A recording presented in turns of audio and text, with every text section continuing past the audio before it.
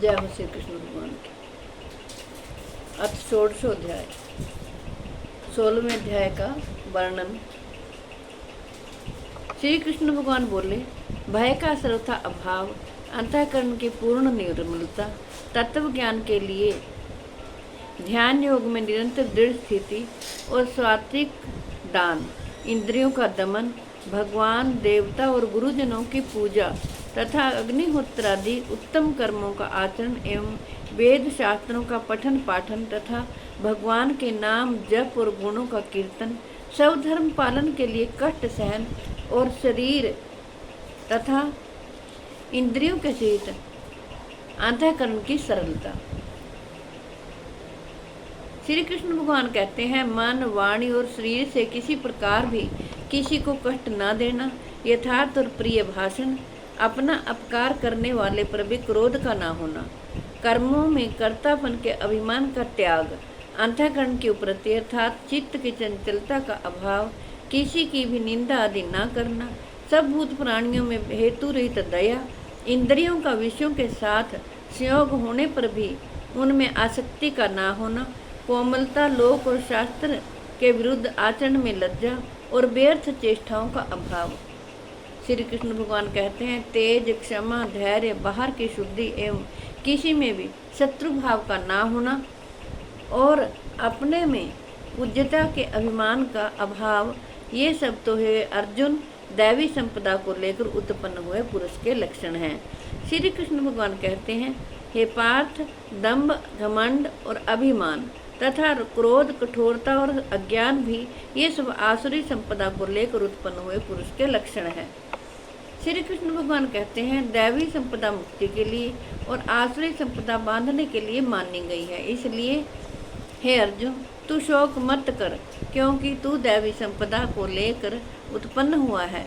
हे अर्जुन, इस लोक में भूतों की सृष्टि यानी भूत समुदाय दो ही प्रकार का है, एक तो दैवी प्रकृति वाला और दूसरा आसुरी प्रकृति वाला। उनमें से दैवी प्रकृति वाला तो विस्तार पूर्वक कहा गया है। अब तू आसुरी प्रकृति वाले मनुष्य समुदाय को भी विस्तार पूर्वक मुझसे सुन। श्री कृष्ण भगवान कहते हैं, आसुर स्वभाव वाले मनुष्य प्रवृत्ति और निवृत्ति इन दोनों को ही नहीं जानते, इसलिए उनमें ना तो बाहर भीतर की शुद्धि है, ना श्रेष्ठ आचरण है और न सत्य भाषण ही है। श्री कृष्ण भगवान कहते हैं, वे आसुरी प्रकृति वाले मनुष्य कहा करते हैं कि जगत आशय रहित, सर्वथा असत्य और बिना ईश्वर के अपने आप केवल स्त्री पुरुष के संयोग से उत्पन्न होता है। एतव केवल काम ही इसका कारण है, इसके सिवा और क्या है। इस मिथ्या ज्ञान को अवलंबन करके जिनका स्वभाव नष्ट हो गया है तथा जिनकी बुद्धि मंद है, वे सबका अपकार करने वाले क्रूर कर्मी मनुष्य केवल जगत के नाश के लिए ही समर्थ होते हैं। श्री कृष्ण भगवान कहते हैं, वे दंभ, मान और मद से युक्त मनुष्य किसी प्रकार भी पूर्ण न होने वाली कामनाओं का आश्रय लेकर अज्ञान से मिथ्या सिद्धांतों को ग्रहण करके भ्रष्ट आचरणों को धारण करके संसार में विचरते हैं। प्रभु कहते हैं, तथा वे मृत्यु पर्यंत रहने वाली असंख्य चिंताओं का आश्रय लेने वाले, विषय भोगों के भोगने में तत्पर रहने वाले और इतना ही सुख है इस प्रकार मानने वाले होते हैं। श्री कृष्ण भगवान कहते हैं, वे आशा की सैकड़ों फांसियों में बंधे हुए मनुष्य काम क्रोध के प्राण होकर विषय भोगों के लिए अन्यायपूर्वक धन आदि पदार्थों का संग्रह करने की चेष्टा करते रहते हैं। श्री कृष्ण भगवान कहते हैं, वे सोचा करते हैं कि मैंने आज यह प्राप्त कर लिया है और अब इस मनोरथ को प्राप्त कर लूँगा, मेरे पास से यह इतना धन है और फिर भी यह हो जाएगा। श्री कृष्ण भगवान कहते हैं, मेरे शत्रु मेरे द्वारा मारा गया है और उन दूसरे शत्रुओं को भी मैं मार डालूंगा। मैं ईश्वर हूँ, ऐश्वर्य को भोगने वाला हूँ, मैं सब सिद्धांतों से युक्त हूँ और बलवान तथा सुखी हूँ। श्री कृष्ण भगवान कहते हैं, मैं बड़ा धनी हूँ।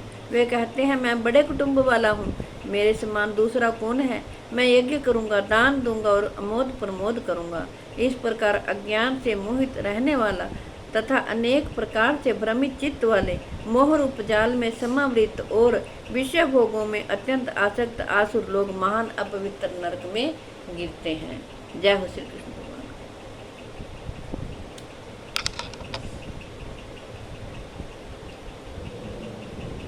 हमें भगवान की वाणी अमृतमयी भगवत गीता जी का पाठ सुनना चाहिए। इसमें सच्चा ज्ञान है। हम गीता जी के इस ज्ञान को जो भगवान श्री कृष्ण जी ने कहा है तोड़ मरोड़ कर नहीं कह सकते। हमारी कोई औकात नहीं है, मेरी कोई औकात नहीं कि मैं भगवान श्री कृष्ण जी का वाणी का वर्णन कर सकूं। मेरे को कई वर्ष हो गए भगवत गीता जी का पाठ करते हुए। हमारे पिताजी ने कहा था, बेटा भगवत गीता जी का पाठ करो। जब हम भगवत गीता जी का पाठ करते थे, करते करते पाठ कोई शायद कभी कुछ माड़ा मोटा थोड़ा बहुत ज्ञान आ जाए, लेकिन कुछ ज्ञान नहीं, हमें कुछ भी हम जानते नहीं हैं। प्रभु हमें कोई अगर गलती हो गई हो तो क्षमा करें। ये नित्य नवीन है, जितने बार मर्जी पढ़ लो, हर समय कुछ ना कुछ इसमें से हमें बुद्धि आती है, ज्ञान आता है। हमारी औकात नहीं कि हम इसका वर्णन कर सकें, क्योंकि ये प्रभु की वाणी है। जिस प्रभु ने पूरा संसार रचाया है उस भगवान की वाणी है। जब अर्जुन युद्ध क्षेत्र में बहुत रो रहे थे, अपने सगे संबंधियों को देखकर अपने कर्तव्य से भाग रहे थे, घर से भी परेशान थे क्योंकि उनकी पत्नी को बहुत अपमानित किया गया था। तब वो मोह में ग्रस्त हो गए थे। वो कह रहे थे, मैं इनको कुछ नहीं कहूँगा, युद्ध नहीं करूँगा। तब भगवान श्री कृष्ण जी ने उस समय, युद्ध के समय में, उस भयभीत अर्जुन को सहारा दिया और भगवत गीता जी का पाठ सुनाया।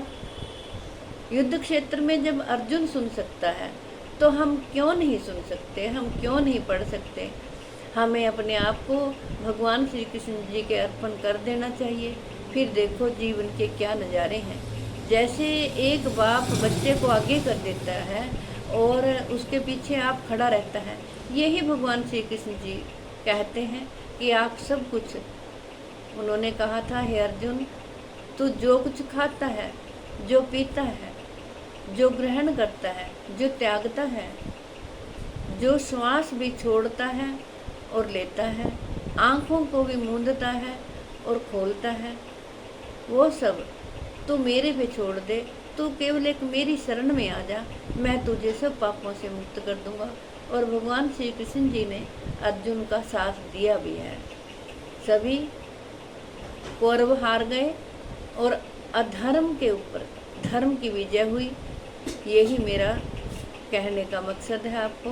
भगवान श्री कृष्ण जी की शरण में आ जाएं ताकि आप भय मुक्त हो जाएं, चिंता मुक्त हो जाएं। विश्व के कल्याण के लिए, जगत के कल्याण के लिए मैंने ये भगवत गीता जी का पाठ आपको पढ़कर सुनाया है। मैं आशा करती हूँ आप सभी इसका लाभ उठाएंगे। जय हो श्री कृष्ण, जय हो। मिलती हूँ अगली वीडियो में। जय श्री कृष्ण।